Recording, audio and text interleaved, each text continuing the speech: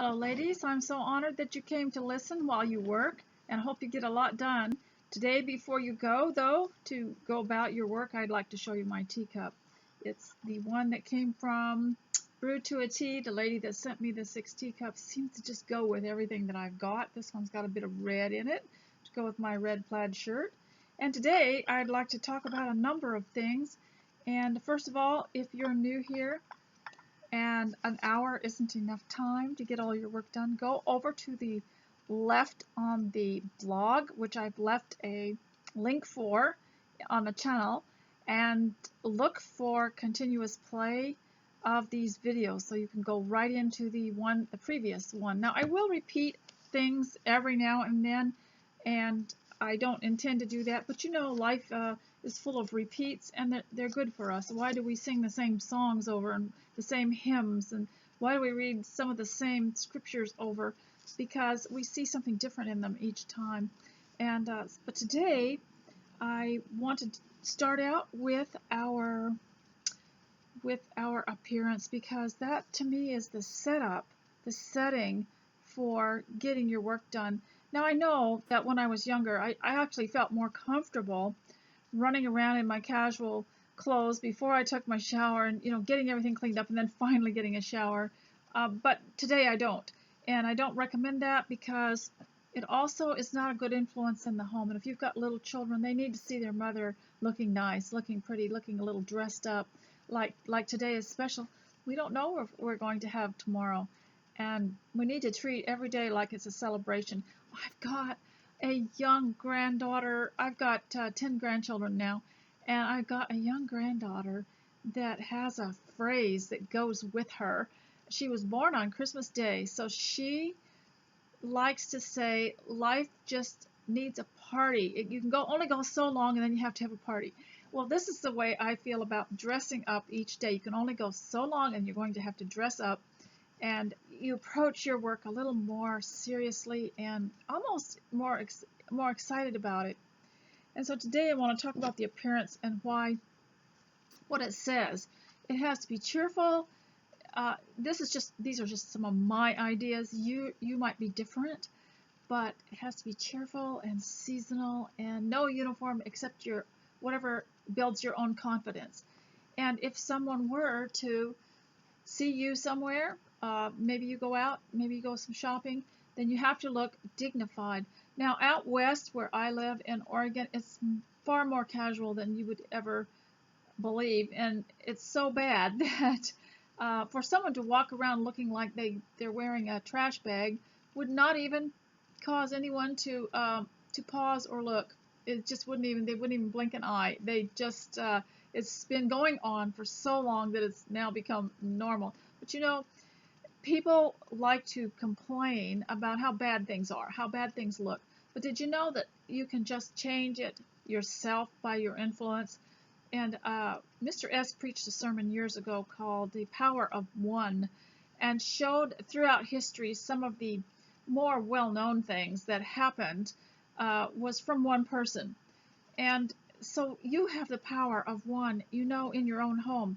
And if you're raising a family, especially, and by the way, this is for everybody, it's not for women over a certain age. And I'm a veteran, preacher's wife, veteran homeschooler, and now I'm a grandmother, but this is for everybody. But if you are raising a family and you start dressing up, that is going to have such an influence on your children, and you teach them to dress up too. And so your dress-up clothes, your the clothes that you wear that are not your casual sleeping clothes or lounging around clothes, will have a little bit more strength and structure to them, and they'll make you feel a little bit differently. So what you wear. Now, for myself, and by the way, I hope you're not watching, that you're going around getting something done. For myself, I prefer things with sleeves, and in summer my sleeves might be elbow length or on my elbows. And part of the reason is my age and my fitness. My arms aren't fit enough yet for revealing. The other thing is with age, the skin wrinkles a little bit more, and I don't want to. I'm self-conscious. I don't really like that.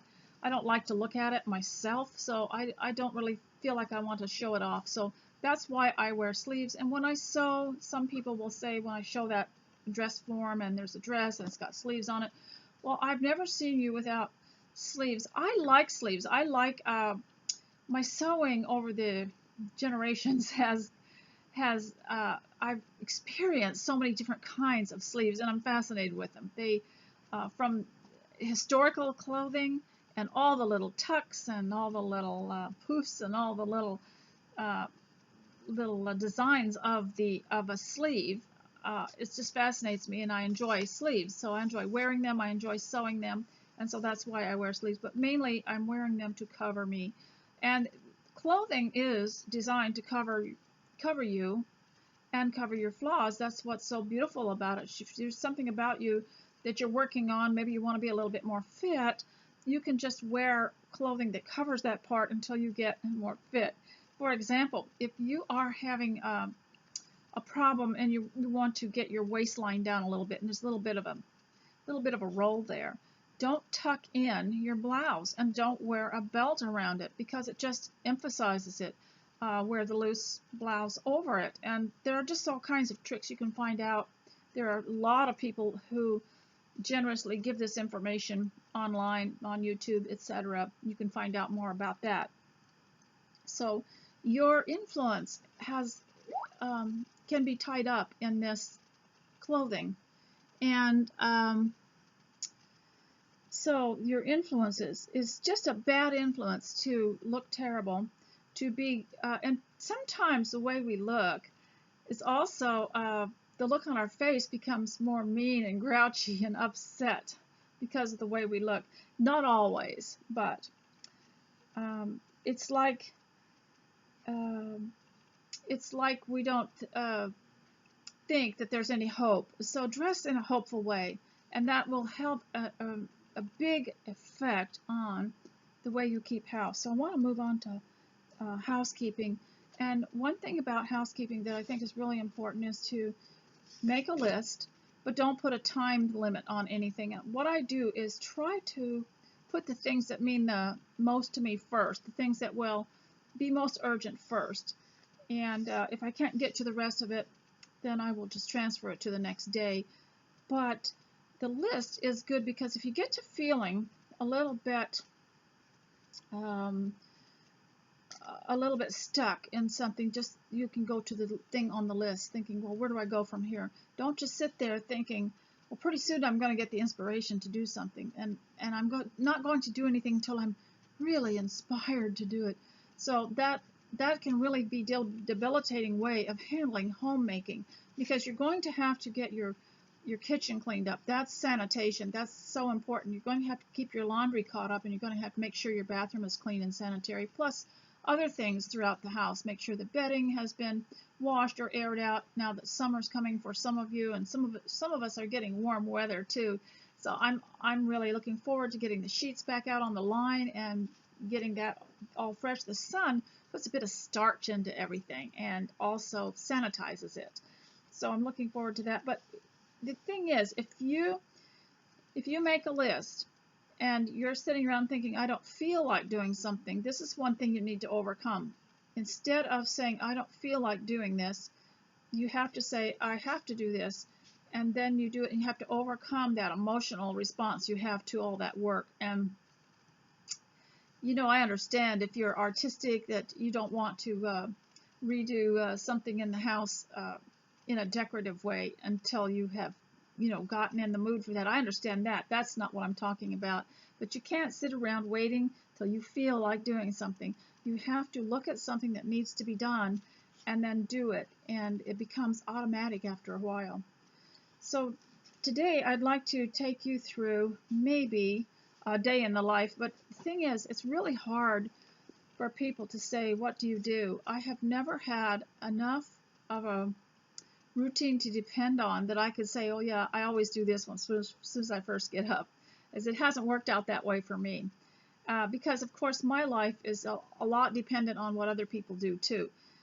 But one of the things that I'd like to say is that I have included homemaking and housekeeping on my list, plus a few creative things that I'd like to make. I wanted to sew something, and then I wanted to also do some other things, just real creative things, and I wanted to change something in one of the rooms. So I've got that written down, but the important things that have to be done are the things that require some kind of cleanliness and sanitation, because this is essential for the family's health and feeling of well-being. We all like to have things sparkle. We all like to have things just that lift us up. Think of a place that you have been that you really like to see.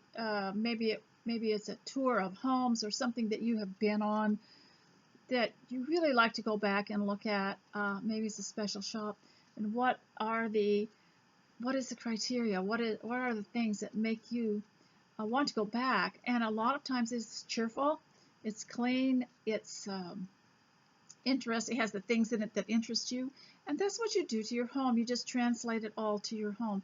And we're in an era now where a lot of people decide not to travel or are kind of stuck in one place, and so you can't go for a variety, to stimulate your mind. So what you need to do is focus on the home, and you can do so much, even if you're living in a little caravan, what we call a fifth wheeler here in America, or a motor home. And you can really make life beautiful wherever you are if you know what the essentials are. Now, in talking about homemaking, first I want to show you a couple of things. I want you to work, but you'll have to stop and look at this. I talked to you last time about the Victoria Classics.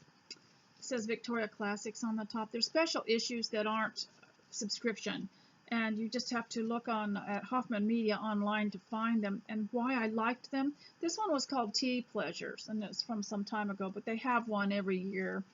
And what I had noticed about them was the interesting way that they will take the inside first page, put a little quote on it, and a beautiful picture. Who can resist that? These are things, too, you can imitate in your own home. And the back cover, instead of an ad or something that kind of rankles you, that just doesn't go with the magazine, they always just have a big photograph. I love that. And this is one also, I believe it's Hoffman Media. It's called the Cottage Journal. And don't know what issue that is, but I wanted you to see the back cover of that. Isn't that pretty? And so that's one thing that I like about these magazines, is I think everybody needs something that they can look at that is calming and soothing. And so I wanted to talk to you about that and show you. Here's a picture on the inside page, and they're just beautiful. And so now I'll let you see. I talked to you about Emily Barnes before, so I wanted to read a little bit more about what she was like. This is called The Spirit of Loveliness, which is a hard book to find for some reason. It was published by Harvest House Publishers here in Oregon, and she teamed up with Susan Rios, who is a California artist, and she illustrated her books. This one was called The 12 Teas of Inspiration, and she and Susan Rios went together, and Susan Rios illustrated these. And Susan Rios is the one that I every month or so I go and take one of her online Zoom art classes. Haven't actually become an artist yet, but I'm looking forward to learning to do a little bit better. And so I wanted to tell you what this 12 Teas of Inspiration, Celebrations to Nourish the Soul by Emily Barnes, paintings by Susan Rios. And so she talks about, she has a lot of recipes in it, and she has different kinds of teas, and here's interesting. I'll read you the table of contents in it. You could probably get this at thrift books, or there's someone online that comments on my blog will sometimes mention another online place that you can order books that are cheap. But thrift books gives you a free one once in a while when you've had so many.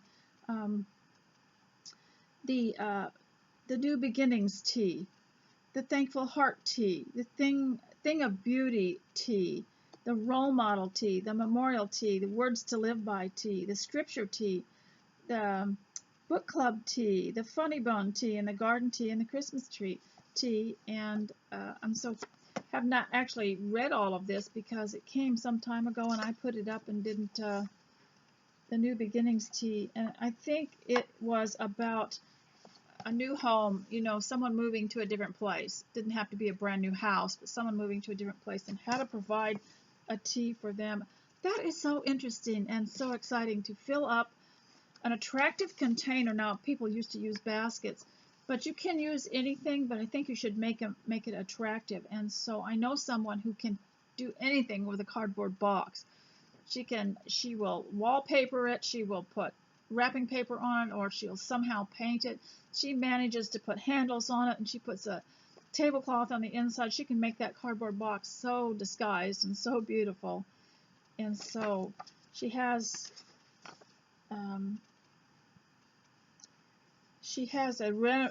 recipes for providing that tea, and then how to carry it and how to take it there. And these days, if you don't want to go in or you don't want to bother anybody, you can always text them and tell them you're leaving it on their doorstep, and it would be so appreciated. So I wanted to tell you about that and talk to you about Emily Barnes and the Spirit of the Kitchen. So I'm going to read this from Emily Barnes, The Spirit of Loveliness. And you can be working while you listen. And if I can get this finished in time, we'll talk a little bit about some working around people in your home. You have to work around them. There will be some people that just are uncomfortable with, I've known this in the past too, there would be somebody who's really uncomfortable when his wife wanted to clean house. It really aggravated him that she wanted to clean house, and she would figure out ways to work around him so that it wouldn't look like she was disturbing anything. She wouldn't pick up anything around him. She would wait till he got up and left his chair, and then she'd pick up stuff. This was an elderly couple. But some people get it in their head that housekeeping makes them uncomfortable, and it's important to learn to work around them, how to be an automatic picker-upper so that it doesn't appear like you are declaring war on the home. Remember, I've told you before about Samuel Johnson, and who was he wrote the first English dictionary, and he, I guess, lived in the late 1800s, early 1900s, and there were a lot of books written about him and articles written about him, but he wrote I don't know if it's a magazine article or a newspaper article about the terror of women who wanted to do what was called spring cleaning, and how they had they'd throw water up on the walls, and how they'd mop the floor, and how the man had to have a house built behind the house, so he could escape during that time. So in working around people, we can't let them know, in a way, we can't let them know that we're cleaning house. We're just keeping house. We're just being homemakers. And so we're walking serenely through our house, and we'll see something that's out of place, tuck it back into place, and make it cheerful and comfortable for the family. And don't make everyone upset because mom is cleaning house. And all of us, I think, from the olden days, remember those kind of mothers who just got mad when the house was a wreck. They didn't seem to understand how to manage it and maintain it, so that they would wait until a cleaning day and then attack it with a vengeance, and their temper got the better of them, and they made everybody around them miserable. And maybe a lot of young women grew up hating housekeeping because of that. We don't want that. And that's one of the reasons I loved Emily Barnes, The Spirit of Loveliness. Now, she had 2 children, I believe, a boy and a girl, and they moved out, and one was in college. One got married and the other had a job, and her home seemed so lonely that she just asked God to give her something meaningful to do that still had to do with the home and the family. So she started teaching classes to women in small churches, and those classes became so sought after and so full that she had to rent, after a while, rent stadiums in order to, and she was she had some videos, and I was lent a video and I watched it. It was back in the olden days when they were VHSs and those big clunky things. And I watched her video on homemaking, and it was really good. She was really talking about the home and what a blessing it could be, and what you could use it for. And so she was able to minister back to her children and their families, and to a lot of women everywhere. Well, now we have, it's the age of the internet, and I'm going to take advantage of it. I'm going to use it. But the thing that I like about this era better is that you don't have to neglect your home to go a long ways away to speak to someone or to attend something, and you don't have to leave your children behind. This is just perfect, and you can listen as you go. And so she has an article here called The Spirit of the Kitchen. Now, because she wrote The Spirit of Loveliness, all of her chapters had that word in it. Let me just see. The Spirit of Welcome. The Spirit, it just means the attitude. The Spirit of Creativity. The Spirit of Femininity. The Spirit of the Garden. The Spirit of the Kitchen. The Spirit of Stillness. The Spirit of Godliness. And the Spirit of Hospitality. And the Spirit of Celebration. Yes. You can only go so long when it's time to celebrate something. And I believe that every day is a wonderful celebration, and you shouldn't wait for birthdays and Christmas and all that to have a special feeling, a specialness about the day, because it's such a gift from God. If I knew how to turn my camera around, I would show you the wonderful gift I have outside here, but I don't want to risk it, because I know I'll mess it up, shut it off. But it's just so beautiful and so green and so lush, and all the leaves are out, and it's supposed to be autumn. But all that ash we got from the smoke apparently fertilized everything, because it is really beautiful.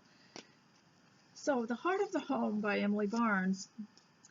Even today, the kitchen feels like the heart of the home to me. The smell of garlic and onions being sauteed in butter draws me to the kitchen. Coffee, brewing fresh in the pot, lifts and warms my heart. I love to bend over a bubbling pot of soup or gaze out the window while quietly bringing order to my countertops. You know, one of the problems with today's kitchens, they don't have that window. Ever since I can remember, even in the more crude areas that we lived in the wildernesses in Alaska, living in log homes, our fathers made sure there was a window by the sink, so that the woman could look out that window, look down the road to see who was coming, or look at their little garden right outside that window. And that was so important when you wash dishes, to have that ability to gaze outside while you're washing dishes, because the work was less grueling and less uncomfortable if you could daydream a little bit and look outside that window while washing dishes. That is a terrible loss if you have had your window blocked off, or ended up in a house with no scene like that. So she said, I love to smile at the photographs of my family and friends that smile back at me from the refrigerator door. Well, there was an era where it was discouraged, it's not considered decorator correct to put all these personal things on your fridge, like all the magnets and all the photographs. And she sort of rejected all that. To make your home, it should be personal. But I think a lot of people felt that their homes were eventually going to be for sale, and that they had to keep their home saleable. So they avoided living like that, and they avoided having the gallery of pictures down the hall. You remember when Mr. Darcy was walking in the 1995 film Pride and Prejudice, and he had this candle in the evening, and he was walking down the hall of his, goodness, what was the name of his home? I forget. They all had names. I think that's a good idea. Name your home. And all the pictures of his ancestors were on the walls. And people just used to do it, but it's kind of fallen from grace now. But she had all this because she thought you should personalize. This was your home. It was for you, not for sale. So she says she loved to look at the pictures on her fridge. My kitchen is filled with heart. My pots hang on the hooks above the stove, just like my dad's pots did in his kitchens. Plants line the kitchen. When her dad owned a hotel and a diner or something. Plants line the kitchen window ledge. Yep, we always had plants on the ledge just in front of the sink. There was always a violet growing there or some other thing, including a few pots of herbs to snip when needed. A crock holds my whips, wooden spoons, and spatulas in a safe space-saving and attractive bouquet. A collection of special plaques and pictures from friends and family decorate my wall at one end of the kitchen. The kitchen phone has a long cord so I can catch up on phone calls while I clean my greens and fruit, load the dishwasher, clean a shelf in the refrigerator. Yeah, we were doing that a long time ago. We wanted long cords, so if someone started talking to us and you hadn't heard from them a while, you didn't want to cut them off because you don't want to appear to be obsessed, with housekeeping. We just walked around and talked to each other as far as that cord would go, and some of us could unplug it and plug it into another room. Our current kitchen is spacious and convenient with lots of pantry and cupboard space, but I have learned that even the smallest of kitchens can be organized, efficient, and inviting. When our two children, Brad and Jenny, were in high school, we lived in a small condominium with a galley kitchen, and yet those were two of the best years of our lives. One evening during that time, we served a meal to 50 football players and 10 cheerleaders. To make better use of your cooking space, take a little time to streamline your kitchen to just the things you really need. Most of today's cooking is simple and fast, and many dishes can be brought right to the table, served in the same cooking pot. That's true. So eliminate the outdated stuff you don't like or don't use, and make a list of new items you would like to try. Above all, make your kitchen a room you enjoy and feel good in. A fresh paint job, new knobs on the doors, or just a thorough cleaning and rearranging will do wonders. What about a radio on the shelf? And don't forget a kitchen stool to save your back and legs while preparing a salad or vegetable. They always had those they were a seat and they were high, like a high bar stool, and had a back on it, and then the steps, you could pull out the steps and use the steps, move the chair over to a place where you wanted to reach something, you could use the steps. And I'm getting one of those eventually, ladies, and I'll send you a picture as soon as it comes. So she talks about the kitchen and about making the most of mealtime and fellowship. So I want to read this one about fellowship. And now that so many of you are staying home, and I hope you will be home for a long time and really guide your home, and it gives you a chance to really see what it's all about, how things work out, how things fall into a natural routine. Mealtime is traditionally a time for family and guests to gather and share their lives, but hectic schedules have made family meals a thing of the past for many families. Now, I'm sure this was probably written in, I'm trying to think when they first started talking about how hectic everything was. Yes, this was written in 1992, so it's been that way for a while. It's worth the effort to buck this trend once in a while and share a family meal. Turn off the TV, unplug the phone, and sit down together for a time of fellowship and food. Now, I would like to say something about TV. I know some people still have TV, but most of us have stopped using it. It's bulky, it's in the way, it doesn't go with the furniture, and you've got your internet. Why would you need the TV? And that way you have a bigger choice. And what I have decided to do this last year is, and I think people have read my mind because for some reason they do the same thing. We never repeat anything we've heard on the news. I heard something just a couple of days ago, and I thought, I'm not going to say anything, and I'm going to wait and see if anybody says anything to me about it. We had a gathering here of some ladies last week, and we had a big afternoon tea, and then we stayed later and made some crafts and things like that. And throughout, I believe 4, 5, 6 hours of that, not one mention was made of anything on the news, any current events, nothing. And I've decided that I don't need to repeat it. I won't call somebody up or text somebody and say, did you hear such and such? Because they probably already have. So why are we propagating this? Why are we? And that's probably what news media wants you to do too. They want you to pass it on, keep you in a constant state of paying attention to them, paying attention to what they're going to do next. But I think it's more fun to pay attention to what you are going to do. I like to think about what I'm going to do and think about what my grandchildren are doing, what my children are doing. That's better news for me. But I don't like to repeat what the news has said because they have been wrong so many times. Even these so-called conservative news can get it wrong, and I don't want to repeat it because why would I want to repeat something? First of all, the news media gets paid. I don't get paid to repeat that, and so they're getting free advertisement from me. So we have decided, I guess we have decided, but I don't tell anybody the news, and they don't tell. I've looked at my texts recently and my phone and discovered that nobody else is repeating every word, have you heard this and have you heard that? And I understand, with a good friend maybe I might, but I try not to in general. Like I wouldn't do it to my friends that come over for tea every week for the ladies' Bible class.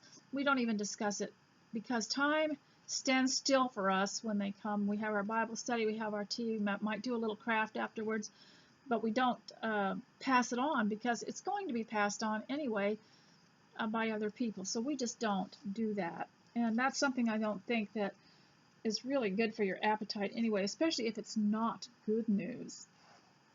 Now, expect some resistance, she says. If your family is out of practice at fellowship, you might want to stimulate conversation with some questions, such as, what is the best thing that happened to you today? Be prepared to share and be prepared to listen. I like the question, what are you going to do today, or what did you do yesterday? A lot of us do a lot of things so mindlessly we don't even think about it. Mealtime is not the only opportunity for kitchen-style fellowship, of course. Some of my most treasured conversations have happened while two of us were cooking or cleaning up together. After-school snacks, afternoon tea, and late-night popcorn sessions all provide safe, comfortable opportunities for sharing lives. Eating is the ritual of communion over a lifetime. It gives us opportunities for a continual flow of creativity and for unique personal expression, a chance to delight and nourish the spirit as well as strengthen the body. And that's a quote by another author. So a peaceful ambience, she says, better a dry crust with peace and quiet than a house full of feasting with strife. Proverbs 17:1. That was true in Solomon's day, and it's especially true in today's high-stress, stomach-churning society.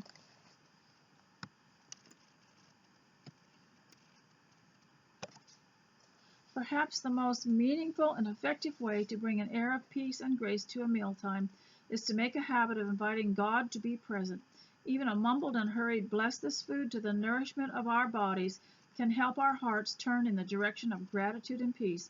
But how much better to really stop and ask the Lord's blessings on the meal and those gathered around the table. Now, her kitchen must have been pretty amazing, and in one of her books, I believe she might have had colored pictures. I didn't get all of her books. She might have had colored pictures of her kitchen. And she had the idea of having a basket, just a basket in her home. And I have been in several homes where people do this. They might not have known about this, but it was quite common. Other people would do it too. But she wrote about her basket, and she said she needed a nudge to keep some of the disciplines of her life regular and meaningful. So she kept this basket close at hand, and in it she had all these tools. Her Bible to prepare her mind and heart to communicate with God, a daily devotional or other inspirational reading, a prayer planner, and she said she would write more on this later, a bunch of silk flowers to remind me of the beauty and fragrance of the Lord Jesus himself, a small box of tissues, a pen for journaling, a few pretty postcards or note cards when she felt moved to communicate God's love to someone she had been praying for. And so she would walk past and see that basket sitting there and know that she could sit down and use that. She probably had stamps there too. My problem is going somewhere else for the stamps. I've got to get in the habit of keeping the stamps right there with everything else. So now I've got a little bit of time left, and I want to talk a bit about the withdrawing room. I discovered this a few days ago. You'd always hear in these old movies, the drawing room. Let's go to the drawing room. But it was called the withdrawing room. And apparently, It was when you had finished dinner and everyone got up to have a more comfortable conversation, and it would withdraw from the dining room to the withdrawing room, and it was shortened later on to drawing room. Now, if you have any better information on that, you're welcome to leave a comment. I don't have comments on the video, and the purpose of this class, you might say, is so that you can get something done while you listen and be a little bit inspired by it. I don't like a gloom and doom attitude. I cannot exist in a gloom and doom atmosphere. It would just drag me down so much. It'd make me depressed, and I couldn't get up out of my chair. So I wanted to talk to you a little bit about these people who can seem to bring darkness on everything that they talk about. And so what I would suggest you do with them is you get a person. Let's talk about the person that just wants to contradict everything. That is a form of criticizing without making it actually obvious that it's criticizing. Is they like to object to everything. Either they think they're being conversational, or they're being extremely smart, or they just don't know any better, or they could be just being that way because they don't like almost some people almost are disappointed if you point out that something worked out or that something has improved. They're almost disappointed. You almost see them sink down because they're so disappointed that there wasn't a big crash like they thought there would be, or there wasn't a big disaster like they thought it would be. And so even in these times, we have to be careful as Christians not to be that way, because we're told to build one another up and to encourage one another. We're supposed to be helping one another succeed in life, and especially in the home, to help one another succeed in their life's goals. Have you ever wondered about these families that they all play the fiddle or they all play an instrument and they love to be together and to sing? Is that they all want to sound good together, so they're encouraging one another. That you couldn't do it I don't think you could do it if you didn't feel that you wanted to build one another up. And the homemaker especially, her presence lights the home. Her presence, even if she's not feeling well and she's laying down in her bed and she's taken a day just to get well from something, her presence is so important because it casts an atmosphere of hope and optimism in the home if she is trying to build people up. And I think that we should always try to build one another up, and especially in the home. This is where we are, is in the home, and these are our people. They might be our future social life, so you want to nurture that. And so I want to go into the negative people maybe that you might have in your life that might not be part of your family. Maybe they are, but they might be someone who has become where they contradict all the time. I think must be a world problem because Jane Austen wrote about them. You know, she had those characters in all her books, and some of her characters would say you criticize everything and everyone. And so they've always been there. And you know, I've told you about Nehemiah trying to build the wall of Jerusalem, and how these townspeople came around with all the negative views and tried to discourage the worker. So there's nothing new under the sun. But one of the things you can do with these people is observe them. Do they object to everything? They are so clever. They are so good at it. It's so ingrained in them. You could say the most benign thing, like the flowers are growing well today, and they would figure out how to say something the opposite. Because they have to bring you down to reality. You know, you can't be too happy. They have to knock that out of you. So what you have to do with these kind of people is say the least you can say around them, the least information you can give them, the less likely they are to criticize or to contradict. And if you will notice, these people have a habit of not having anything really interesting themselves to say, but waiting till someone else says something, and then they will knock off of that. They will take that and run with it, or take that, and they don't really have anything themselves to say. Another thing that these people do that might be rather discouraging, and you want to also be careful to protect your family from those types. If they are doing this, is they monopolize the talking and they monopolize the conversation, and they are not going to let. I will pause if I see someone wants to say something. I'll take a breath and pause because I can detect it. I see by their facial expression and maybe their body language that they have thought of something they want to interject. I'll pause and let them. But there's some people that won't allow that. They will get started on something, and you'll say, well, could I say something? They will ignore that and just keep going. And it's usually pretty depressing or negative or something like that. And there are other people that are real brave that would like to talk over them and can get past that and get them to be quiet. But there are some people, when they get started on something in your home, will not let anyone else participate. And so, it's if you have love in the home, you want to. And people that aren't members of your family will come in maybe thinking you're too nice of a family. They want to make sure that they put a problem in the works there, and make it look like you don't get along or create a problem. And so the least you can talk to these kind of people, the best. Now, I have had these people over the decades. Once in a while there'd be one, and after I caught on that they're going to argue with everything, I would just serve them tea, maybe ask them a question, and just listen for a while. And if they get going on their contradictory things, and then I would get up and say, well, I'm going to go get something for you. But one thing that they do is they keep you comfortable enough that you feel like, you can relax and have a normal conversation. And then you start being normal. You start just saying some little thing. I'm trying to think of it just now while I'm talking to you about maybe something that you say just because you're just being normal and friendly, and they'll grab it and run with it. And in Wives and Daughters, when Cynthia was acting all mysterious, and her stepfather was giving her some money to, for a living, giving her a little money, and she didn't have any. And they asked her what she did with it, and she said, well, I can't tell you what I did with it. And Molly said, Papa always says that sometimes people will gain a good man's confidence and then use it to ruin him. Nothing has changed. There are ladies that will gain your confidence. You can tell them something, and or maybe just answer or some casual conversation, nothing serious, and they will use it against you. They're collecting information, and they're collecting information to peg you as a certain type of person,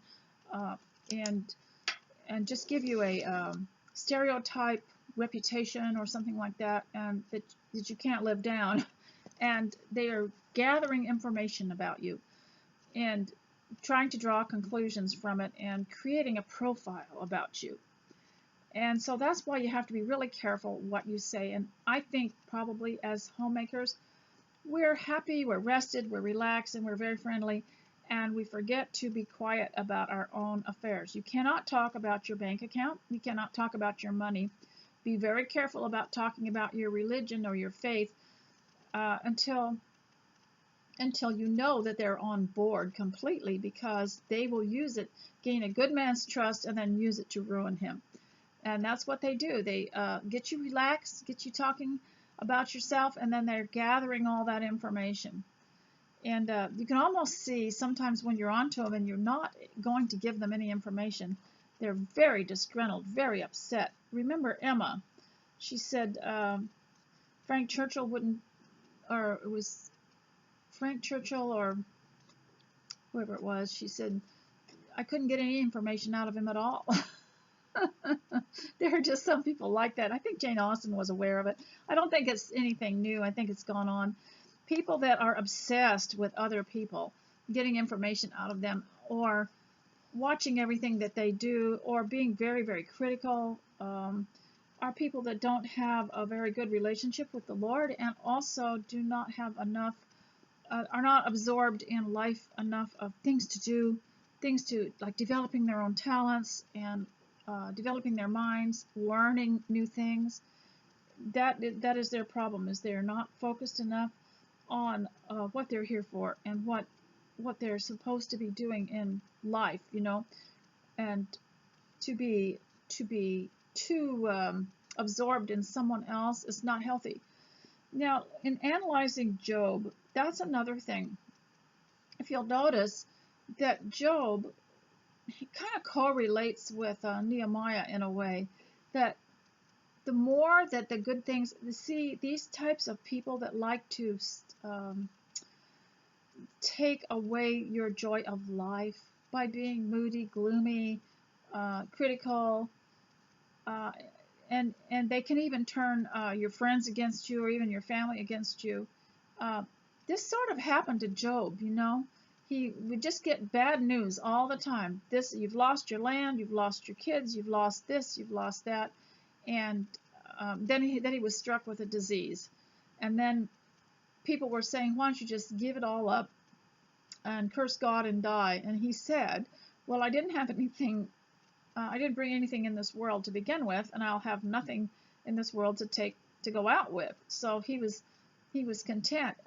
But in a way, we have to be like Job, because these people will come in, they'll try to steal your ideas, they'll try to steal your personality, they'll try to create a false image of you, and you have to expect it because it has gone on forever. There are always these types around. But I think you can help yourself as a homemaker and protect your home from it just by being quiet about personal things. Don't tell anybody you're having trouble with one of your children with certain problem.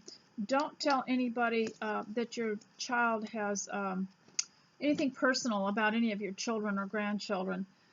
Don't tell people who are extremely critical about how much you pay for something, you know, whether it's a car or groceries, or don't tell them every little thing. Don't tell them where you shop. Don't tell them anything. Don't give them any information. Now, I have seen these types of people where I haven't given them any information about where I shop, and when they spot me somewhere, they see me there, they're just like trying to think about, it was in Cranford, wasn't it?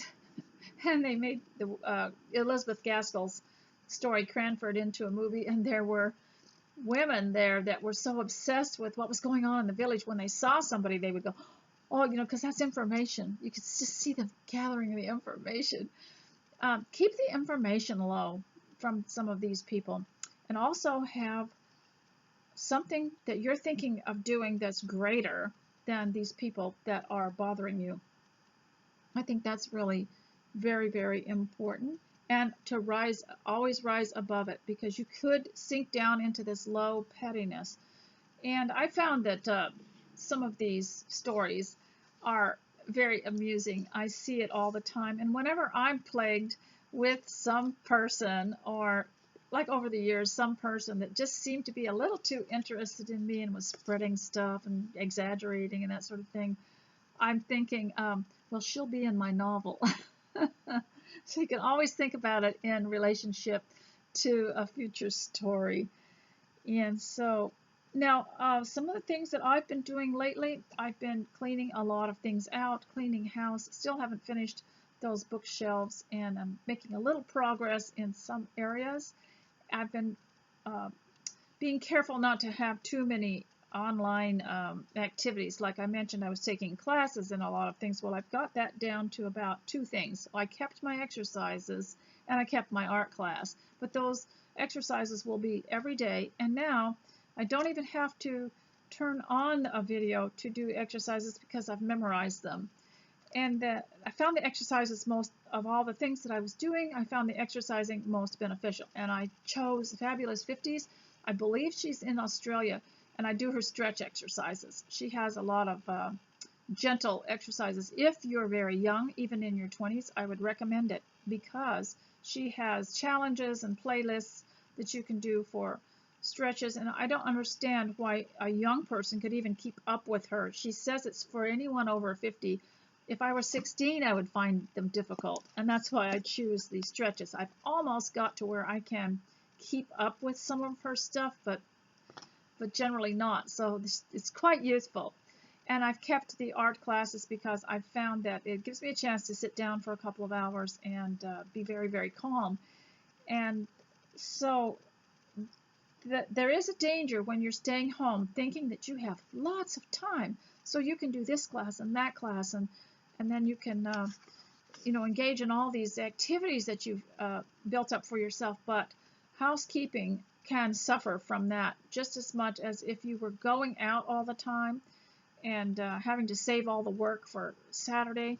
It can really, even if you're home, if you get too many extra things to do, your housekeeping can suffer. So that's why I say that I reduced all mine to about 2 classes, and one of them is only once or twice a month, and one of them is every day. But I make sure that my housekeeping doesn't suffer from it, because we can come out of the other side of all this isolation that people are experiencing better, or we can come out in worse shape. So we don't want to get more behind in everything, and we don't want to come out more depressed. So generally, when you're home, you have to make sure you have enough upbeat in your life, and part of it is just training your mind to think on the upside of everything, that things will turn out for the good. And isn't there a scripture that says that everything will come out well for those who love God and are called according to his purpose? And of course, all of us at home have a wonderful purpose, especially women who are homemakers. And the purpose is, of course, to glorify God in your appearance, and to glorify God in your work, in your home, and to whatever your hand finds to do with all your might, as unto the Lord and not unto man. When you start thinking that way, you're doing it for a higher calling and a higher purpose. And one day we are all going to be so glad that we use the time to catch up on things, to dig a little further into things, to get a little more orderly in things. And it's a wonderful opportunity. And I hope some of you have decided not to send your children back to school, that you can homeschool them. The only mistake that you would make in that decision is if you use the state school online stuff, because they'll say it's free, and we'll tutor your children and stuff, because you're getting an attitude that comes with it. You're getting a belief system that comes with it. And I have read to you a lot about homeschooling and why I love it, and why it points the children towards the importance of their souls and the importance of their families, of their father and their mother, and how you're not going to really improve if you go back to the school system, even if they say you can stay home, but they start sending you their supplies. That's not a safe way, because you need to read more about their agenda and what it's all about. And so, ladies, I hope that this has been valuable to you in some way, and that you enjoyed it. I would like to read a little bit out of the 12 T's of Inspiration from this lovely book that is illustrated by Susan Rios. So she has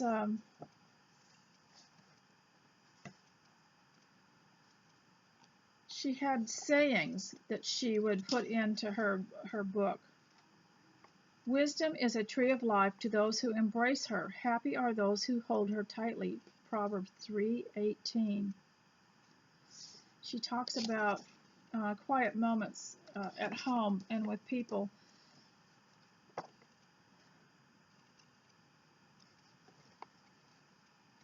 So I have a little quote here. Beauty is the only thing that time cannot harm.